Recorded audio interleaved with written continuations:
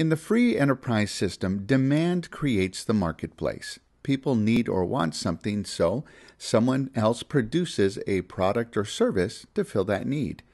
This is a great way for people to get what they need or want from people who have what they need or want. But just because someone wants something doesn't mean it should be for sale in the marketplace. Like people, for instance. This is human trafficking in simple language. When one person takes another person's freedom in order to make money, this is slavery. We all understand this, but why would someone do this in these modern times? Victims are trafficked against their will for a variety of purposes, from housekeeping, farming and agriculture, debt service, but especially commercial sex. Human trafficking exists because of the principles of supply and demand. People want what human slaves can provide, so human traffickers fill the need with people. Because these conditions allow human traffickers to earn huge profits with little to no risk. How is this possible? Because all these victims share one thing in common. They've all lost their freedom.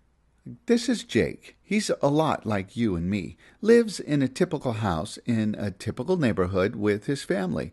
And like many people, Jake is unaware of the human trafficking victims in his own neighborhood.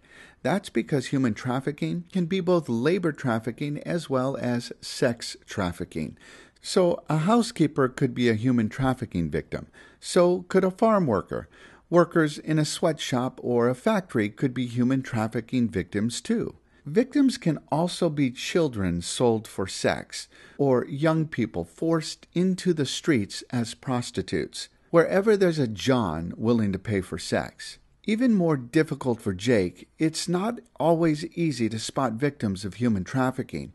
That's because they're often hidden out in the open, within legitimate businesses that are in Jake's neighborhood.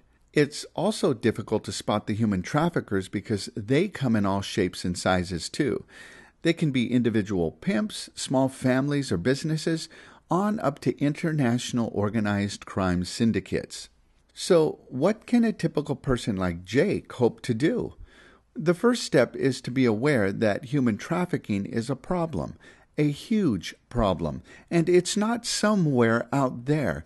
It's probably in his neighborhoods and city. Jake can get involved with local and international organizations like the Polaris Project. He can learn about what to look for and who to contact if he sees a possible victim of human trafficking. He can also support local programs designed to help victims out of their circumstances and recover their freedom.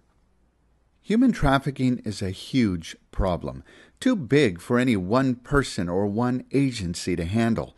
Fighting it starts with each of us being aware that human trafficking is happening right now in our cities and neighborhoods. People aren't things to be bought and sold. People are people and should live freely to pursue their dreams, like you and me.